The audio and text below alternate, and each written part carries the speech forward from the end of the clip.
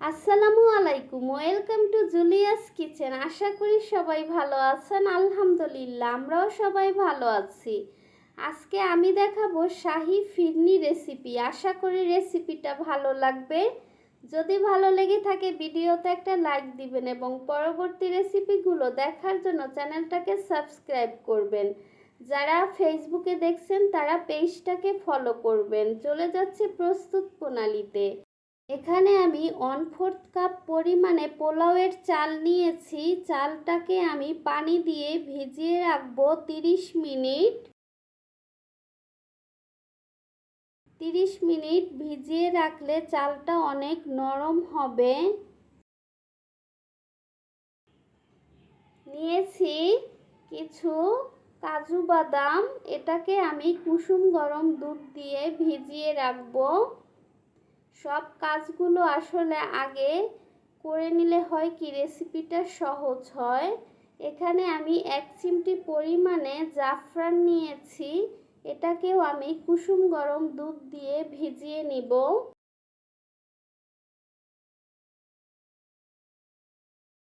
সবাই একটা লাইক দিয়ে দিবেন। এখানে আমি নিয়েছি 1/2 কাপ পরিমাণে গুঁড়া দুধ, চাইলে আপনারা 1/2 কাপ পরিমাণে মাওয়াও নিতে পারেন। এটাকেও আমি কুসুম গরম দুধ দিয়ে মিক্স করে নিচ্ছি। যদি আপনারা মাওয়া নিতে চান সেই ক্ষেত্রে মাওয়াটাকেও এভাবে কুসুম গরম দুধ দিয়ে ভিজিয়ে রাখবেন। এখানে আমি নিয়েছি 1 টেবিল চামচ পরিমাণে ঘি। এখন আমি এখানে দিয়ে দিচ্ছি 1 লিটার পরিমাণে তরল দুধ। এখানে একটা টিপস শেয়ার করি, দুধ জাল দেওয়ার সময় দেখা যায় অনেক সময় প্যানে লেগে থাকে। সেই ক্ষেত্রে আপনারা যদি দুধ ঢালার আগে প্যানটাকে একটু পানি দিয়ে ধুয়ে নেন তাহলে কিন্তু আর নিচে লেগে যাবে না। দুধটাকে আমি 3-4টা বলক উঠিয়ে নিব, তাহলে কি হবে ফিরনিটা খেতে ভালো লাগবে। এখানে আমি দিয়ে দিচ্ছি 2টা দারচিনি এবং 3টা এলাচ। এলাচের মুখ আমি একটু চিড়ে দিয়েছি, তাহলে গন্ধটা ভালো বের হবে।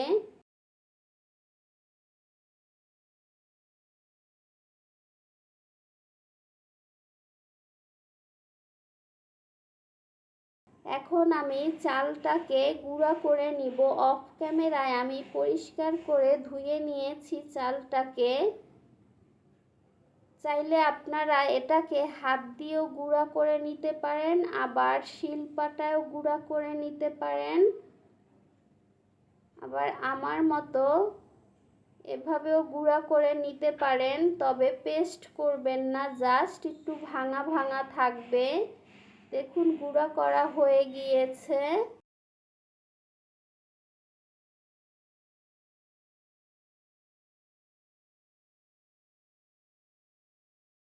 বিয়ে বাড়ির স্বাদে একদম ফিরনিটা হবে। বিয়ে বাড়িতে আমরা যেমন ফিরনি খাই, একটা সুন্দর শাহি ফ্লেভার, ঠিক তেমনই হবে। ভাঙা চালটাকেও আমি দুধ দিয়ে ভিজিয়ে রাখবো, তাহলে কি হবে গরম দুধের মধ্যে দিলে দলা পেকে যাবে না। এই দুধটা কিন্তু ঠান্ডা দুধ, মানে নর্মাল তাপমাত্রার দুধ। আমি কাজু বাদামটাকেও একটু পেস্ট করে নিয়েছি।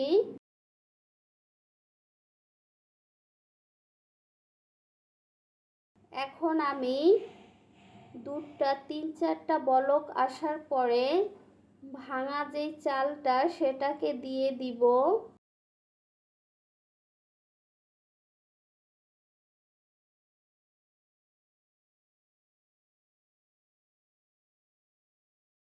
যদি রেসিপি ভালো লাগে ফ্যামিলি ফ্রেন্ডসদের সাথে শেয়ার করবেন।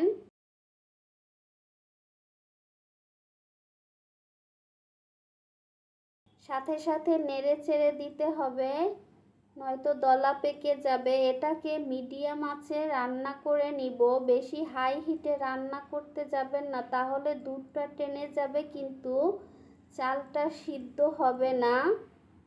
মিডিয়াম আঁচে রেখে নেড়ে চেড়ে চালটাকে সিদ্ধ করে নিতে হবে। এখানে আরও একটা টিপস শেয়ার করি, চাল সিদ্ধ হয়ে গেলে তারপরে চিনি দিবেন। যদি চাল সিদ্ধ না হওয়ার আগে চিনি দেন তাহলে কিন্তু চালটা শক্ত হয়ে যাবে। আমি চেক করে দেখেছি এটা সিদ্ধ হয়ে গিয়েছে। এখানে আমি দিয়ে দিচ্ছি 1/2 কাপ পরিমাণে চিনি। আসলে মিষ্টিটা যে যার পছন্দ মতো কম বেশি দিতে পারেন, চেক করে দেখবেন মিষ্টিটা। এখানে দিয়ে দিচ্ছি সামান্য লবণ 1 চিমটি পরিমাণে, এতে মিষ্টির ব্যালেন্সটা ঠিক রাখবে। দিয়ে দিচ্ছি কাজু বাদাম যে আমি পেস্ট করে রেখেছিলাম সেটা। দিয়ে দিচ্ছি গুঁড়া দুধ, যেটা আমি দুধ দিয়ে মিক্স করে রেখেছিলাম।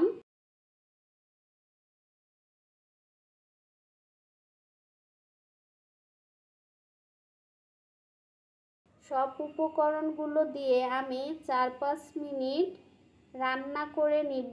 দিয়ে দিচ্ছি জাফরান।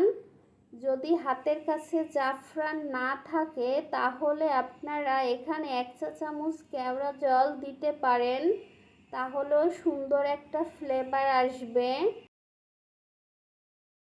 এটা প্রায় হয়ে গিয়েছে। এখন চুলার আঁচটা কিন্তু মিডিয়াম লো থাকবে। নামানোর আগে আমি দিয়ে দিচ্ছি 1 টেবিল চামচ পরিমাণে ঘি। এটা নামানোর আগেই দিবেন, তাহলে ঘিয়ের সুন্দর একটা ফ্লেভার আসবে। এটা রেডি হয়ে গিয়েছে। ভালো করে মিক্স করে নিবেন। এইভাবেই, বেশি ঘনও না বেশি পাতলাও না, এই অবস্থায় নামাতে হবে। কারণ এটা নামানোর পরে কিন্তু আরও ঘন হয়ে যাবে। সব মশলাগুলোকে পরিবেশনের আগে উঠিয়ে ফেলে দিবেন। ফিরনিটা রেডি। এখন পরিবেশনের পালা। যেই পাত্রে পরিবেশন করবেন গরম গরমেই পরিবেশন করবেন, কারণ এর উপরে ঠান্ডা হলে মোটা একটা সর পড়ে। যদি পরে ঢালেন তাহলে দেখতে সুন্দর দেখাবে না, তাই গরম গরমেই যেই পাত্রে পরিবেশন করবেন সেই পাত্রে ঢেলে ফেলবেন। এখানে আমি কিছু পেস্তা বাদাম কুচি এবং কিশমিশ নিয়েছি ডেকোরেশন করার জন্য। যে যার পছন্দ মতো ডেকোরেশন করতে পারেন। আশা করি রেসিপিটা ভালো লেগেছে। যদি ভালো লেগে থাকে ভিডিওতে লাইক, কমেন্ট এবং শেয়ার করবেন ফ্যামিলি ফ্রেন্ডসদের সাথে। যে যেখানে থাকেন ভালো থাকেন, সুস্থ থাকেন। আমারও আমার পরিবারের জন্য দোয়া করবেন। আল্লাহ হাফেজ।